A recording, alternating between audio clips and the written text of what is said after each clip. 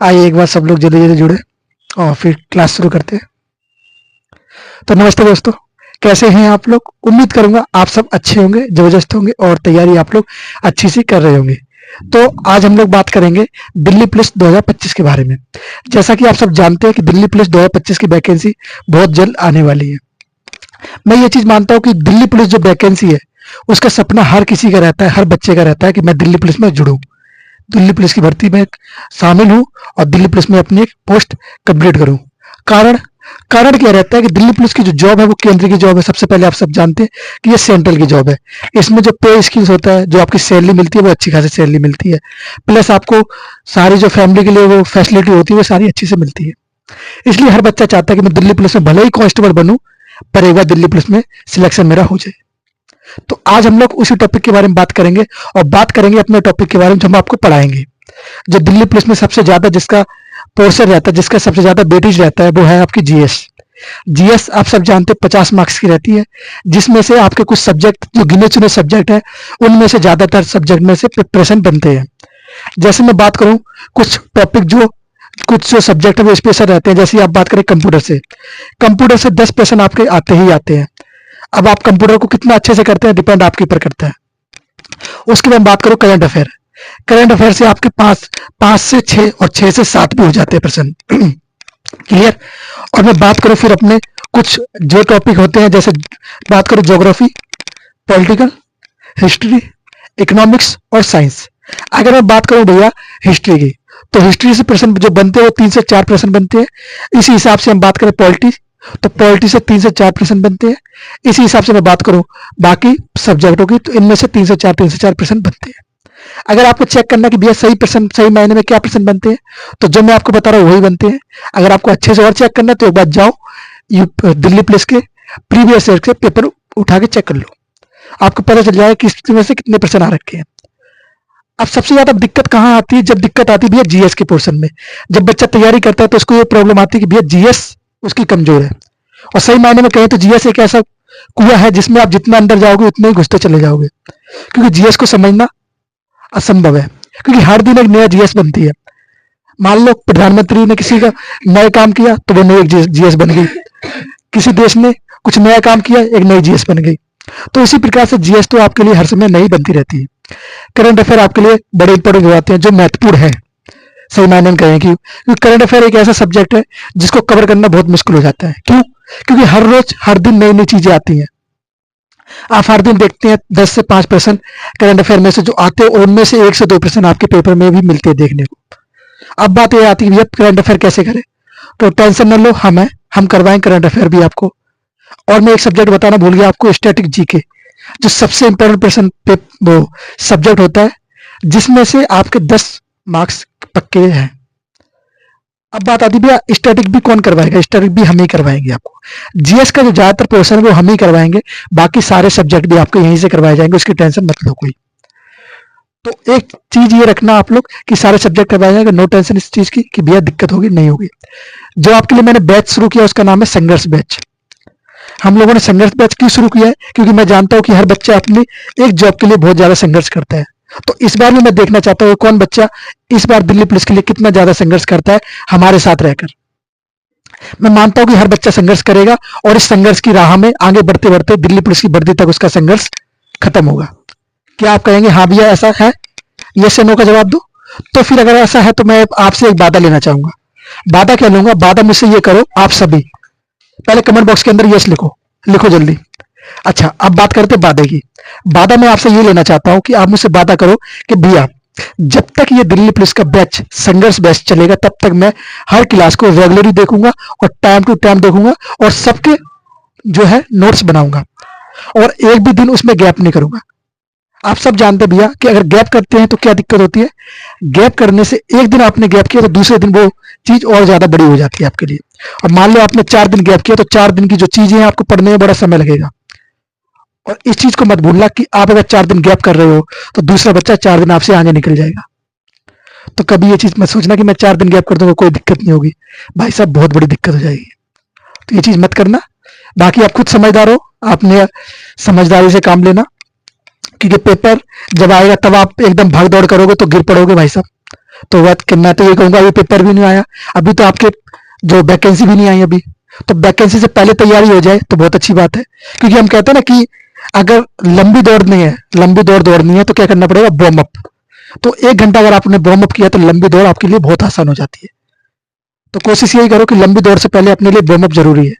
तो ये जो आपकी तैयारी रहेगी ये वार्म अप रहेगी, बोल सकते हैं आपके लिए वार्म अप की तैयारी रहेगी, जिसमें आप अपना बेसिक जो है आपका मजबूत होगा। और ये सारी क्लासेस थ्योरी क्लासेस होंगी, जिसमें आपको सारी क्लासेस बोर्ड पे समझाई जाएंगी, और आप अपने सेल्फ नोट्स खुद बनाना। सेल्फ नोट्स बनाते हो तो इससे खुद समझ में आता है क्या चीज कैसे कहाँ लिखनी है। बाकी अगर किसी बच्चे को कोई डाउट है, अगर डाउट होता है, अगर अगले वाली क्लास में अगर किसी को कोई डाउट हो, तो हमारा चैनल है व्हाट्सअप चैनल, उस पर जाके हमें मैसेज करें। डाउट हो, कुछ डाउट जो है आपका बताएं मुझे।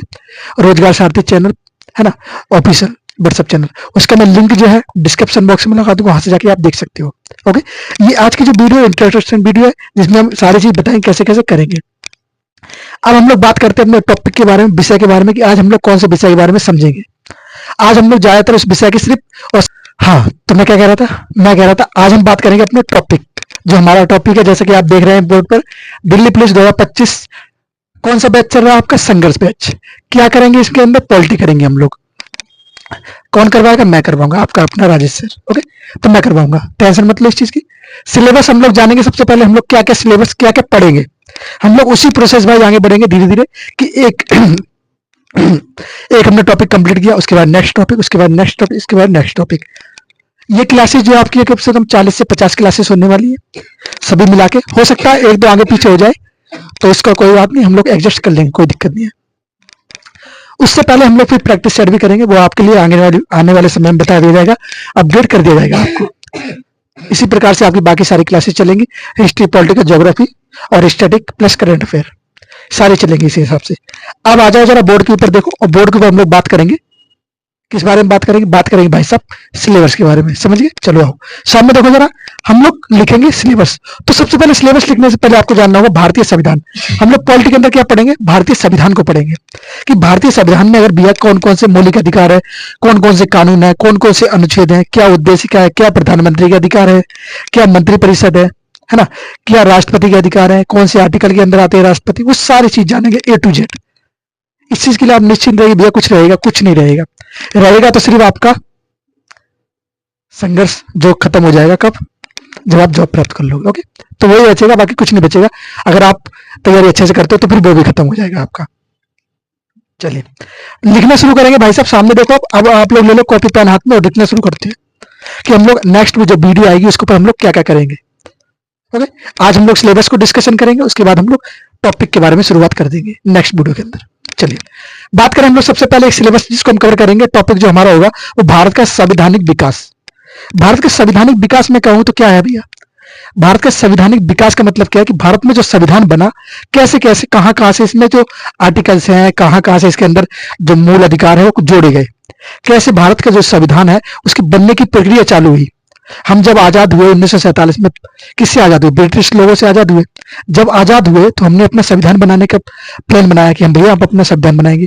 क्योंकि आप सब जानते हो इससे पहले अमेरिका के पास भी संविधान था, सबसे पुराना संविधान तो है अमेरिका का है, 1783 में बनाया था उसने अपना संविधान, है ना। तो इसी हिसाब से हमने भी अपना संविधान बनाने की सोची। उससे पहले बहुत से देशों ने अपना संविधान बना रखा था, तो हमने कहा अंग्रेजों से भैया हमें भी अपना संविधान चाहिए। तो इसमें हम पढ़ेंगे भारतीय का संवैधानिक विकास। ओके, भारत का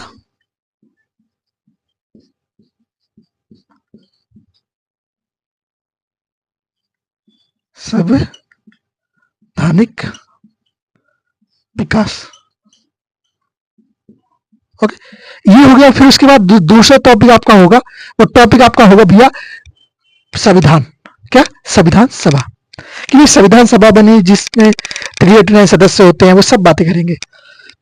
कब कब संविधान सभा बनी, कौन कौन सी उनकी बैठकें हुई, कौन कौन सदस्य थे, कौन कौन सी समिति थी, है ना। जैसे प्रारूप समिति थी तो उसके अध्यक्ष कौन थे, आप बोले डॉक्टर भीमराव अम्बेडकर थे। इसी प्रकार सारी समिति की हम लोग बात करें, झंडा समिति की बात करेंगे। इस चीज में हम लोग इस टॉपिक के अंदर ये सब बातें करने वाले हैं, संविधान सभा। ओके, फिर उसके बाद आपका तीसरा टॉपिक जो चलेगा वो चलेगा आपका उद्देशिका। उद्देश्य का हम लोग बात करेंगे। जो आप लोग देखते हो संविधान, हाँ, संविधान की जो पुस्तक है उसमें आप देखोगे पहला पेज जो है उसमें उद्देश्य क्या है। तो उद्देश्य का हमें पूरे संविधान के बारे में बताती है कि संविधान के अंदर क्या क्या चीजें मिलने देखने को मिलेंगी आगे जाके आपको, और किस किस अधिकार के बारे में बात करती है ना। समानता, स्वतंत्रता। अब हम लोग ये चीज जानेंगे नेक्स्ट वीडियो के अंदर कि जब उद्देश्य का पढ़ेंगे हम तो जानेंगे भैया उसमें कितने कितने प्रकार के कौन कौन से टाइप के जो है हमारे मूल अधिकार के बारे में बात करी गई है, कितने कितने, और बाद में उसमें दो जोड़े भी गए तो उनके बारे में बात करेंगे सब कुछ। ओके, क्या बोलेंगे आपको, बोलेंगे उद्देश्य का।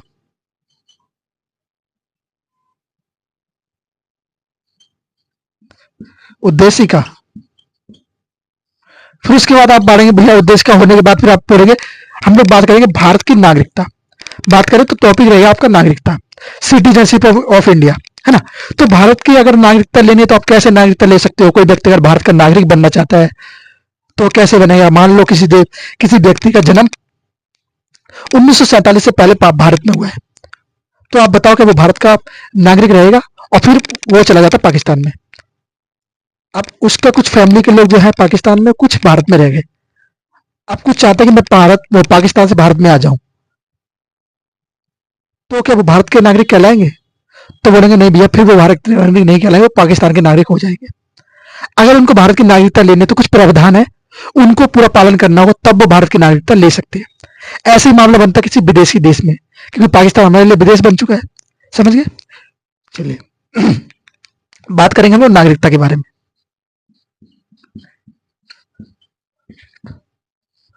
नागरिकता हो जाने के बाद फिर हम लोग बात करेंगे मूल अधिकार, कि हमारे कुल कितने मूल अधिकार है ना।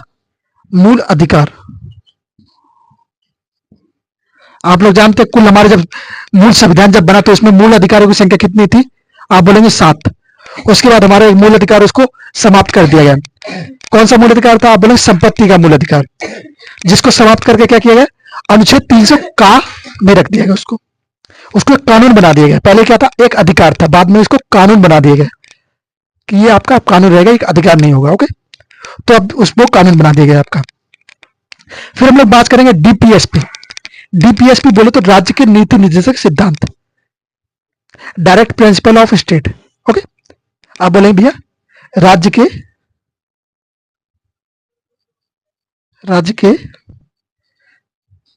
नीति निर्देशक सिद्धांत। ओके, सिद्धांत हो जाने के बाद फिर आप लोग बात करेंगे मूल कर्तव्यों के, कि भैया एक भारत के नागरिक होने के लिए, भारत के नागरिक होने के लायक हम अगर हैं तो हमारे लिए क्या मूल कर्तव्य है। ओके, तो हमारे क्या मूल कर्तव्य है अपने भारत के लिए, तो हम लोग बात करेंगे मूल कर्तव्यों की। ओके, फिर उसके बाद हमारा टॉपिक रहेगा, वो टॉपिक होने वाला है आपका, क्या कहेंगे, संघीय, क्या बोलेंगे, संघीय कार्यपालिका। हम लोग कार्यपालिका की बात करेंगे, संघीय कार्यपालिका के बारे में। संघीय कार्यपालिका। फिर उसके बाद आपका एक टॉपिक बचेगा कि अभी बहुत सारे टॉपिक है। फिर हम बात करेंगे संसद के बारे में, कि हमारी जो संसद है किस किस से मिलकर बनती है। ओके, तो संसद के बारे में बात करें, लोकसभा और राज्यसभा से मिलकर बनती है संसद, है ना। राष्ट्रपति भी होते हैं इसके अंदर, तो उसके बारे में बात करेंगे हम लोग।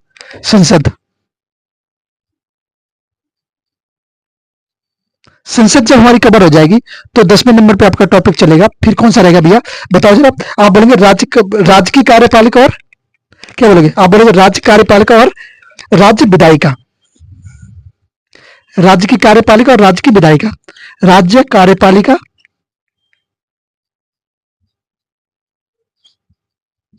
एवं विधायिका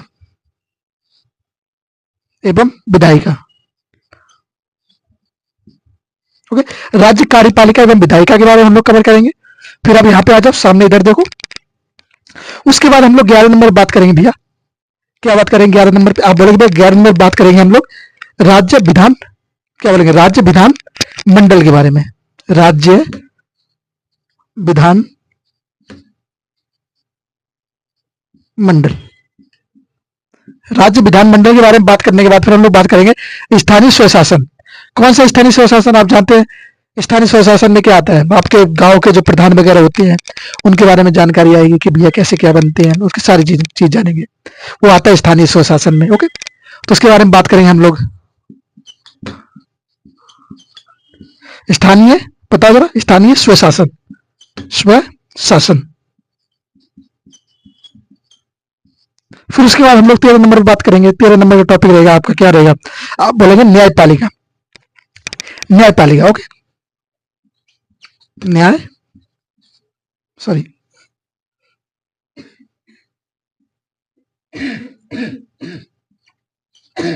पालिका, न्यायपालिका आपका टॉपिक हो जाने के बाद फिर 14 नंबर पे आपकी टॉपिक होगा केंद्र और राज्य के मध्य संबंध। ओके, तो आप बात करेंगे फिर 14 नंबर की बात करेंगे हम लोग, केंद्र एवं राज्य के बीच जो संबंध है, केंद्र एवं, और करेंगे केंद्र और राज्य, राज्यों के मध्य संबंध। केंद्र और राज्य के मध्य क्या क्या संबंध रहते हैं ना, कौन से कार्य केंद्र कर सकता है, कौन से कार्य राज्य कर सकता है, ओके, उनके बारे में हम लोग बात करेंगे। फिर महान्यायवादी के बारे में बात करेंगे, महान्यायवादी, चीफ जस्टिस के बारे में बात करेंगे हम लोग, है ना। उसके बाद 16 नंबर जो आपका टॉपिक होगा, बात करेंगे हम लोग निर्वाचन आयोग। कौन सा निर्वाचन आयोग बोलेंगे तो चुनाव आयोग। ओके, तो उसके बारे में बात करेंगे, क्या इसकी प्रक्रिया रहती है, कैसे कोई व्यक्ति अगर चुनाव लड़ना चाहता है तो कैसे क्या लड़ेगा, क्या इसके कार्य रहते हैं चुनाव आयोग के, सब कुछ बात करेंगे बाकायदा अच्छे से। क्या बोलेंगे, निर्वाचन आयोग। सामने देखो भाई, थक गए क्या, अरे भाई साहब सामने देखो। ओके, बात करेंगे निर्वाचन आयोग के बारे में, है ना, निर्वाचन आयोग,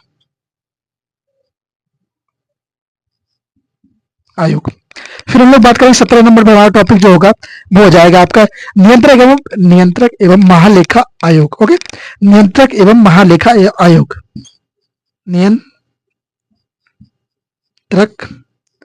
एवं महालेखा आयोग। महालेखा आयोग बोले, आप परिषद बोल सकते हैं, लेखा परीक्षा की बोले, परीक्षा बोले, या वो परिषद बोल सकते हैं, कोई दिक्कत नहीं है। उसके बाद बोलेंगे संघ लोक सेवा आयोग, यूपीएससी। इसके संविधान में, इसके आर्टिकल के बारे में बात करेंगे हम लोग, इसके से ही प्रश्न बनते हैं आपके पेपर में। ओके, सेवा आयोग, संघ लोक सेवा आयोग, इसके बारे में बात करेंगे हम लोग। तो कितने टॉपिक हो गए आपके सामने, देखो जरा, आप बोले भैया 18 टॉपिक हम लोग करने वाले हैं। इसके अलावा कोई टॉपिक बचता है, हाँ जी भैया 2-3 टॉपिक और उनको भी लिख लो। करीब आपके 20 से 23 टॉपिक, 23 से 24 टॉपिक होने वाले हैं। फिर हम लोग बात करेंगे भैया वित्त आयोग के बारे में। कौन से आयोग रहेगा आपका, वित्त आयोग के बारे में। 19 नंबर पे टॉपिक लिखो, आप बोलेंगे वित्त आयोग के बारे में। फाइनेंशियल मिनिस्ट्री के बारे में बात करेंगे, आयोग के बारे में। दिख रहा है, बताओ जरा एक बार, दिख रहा है कि नहीं दिख रहा है, फिर मैं इसको यहाँ पे लिखूं। बोलेंगे राज्य जांच एजेंसियां, जैसे जांच ब्यूरो के बारे में बात करेंगे, जो राज्य की जांच एजेंसियां होती है उनके बारे में बात करेंगे। राष्ट्रीय जांच एजेंसियां,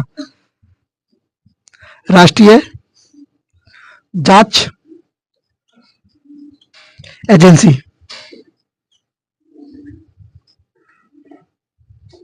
राष्ट्रीय जांच एजेंसी के बारे में बात करेंगे। ओके, यहां तक हम लोग ये जान लेंगे, फिर उसके बाद हम लोग और जानेंगे। तो पहले मैं इसको साफ क्लियर कर दूं, पहले स्क्रीनशॉट ले लो आप लोग। सबसे पहले इसका जो आपका सिलेबस है उसका स्क्रीनशॉट दो। स्क्रीनशॉट हो गया तो मैं इसको मिटाऊं, फिर उसके बाद हम लोग बात करेंगे। 2-3 टॉपिक और बचे, उसके बाद फिर ये टॉपिक आपका समाप्त हो जाएगा।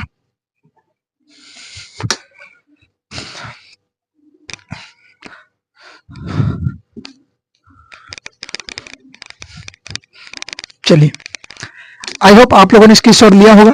अगर भाई नहीं लिया तो एक बार वीडियो पुश करो, पीछे करो और फिर स्क्रीनशॉट लो। ओके, और स्क्रीनशॉट को सेव करके मत रखना, उसको रिवाइज करना, देखना और फिर लिखना भी। ऐसे नहीं कि स्क्रीनशॉट लिया और आपकी गैलरी में पड़ा 2-3 सालों से, ऐसा तो नहीं करोगे, पता चले हमें बाबा आजम के जमाने से आपने रख रखा है, ऐसा तो नहीं करोगे, नहीं करेंगे भैया। हम लोग कहाँ थे, 20 पे। फिर हम लोग बात करेंगे किस नंबर आपका टॉपिक रहेगा, राज्य भाषा के बारे में। राज्य भाषा, राजभाषा, राजभाषा, या बोले राज्य भाषा या राजभाषा। फिर हम लोग बात करेंगे भैया अपने और किसके बारे में टॉपिक रहेगा आपका, आपात उपबंध। आपात उपबंध के बारे में बात करेंगे हम लोग। क्या, आपात आपात उपबंध।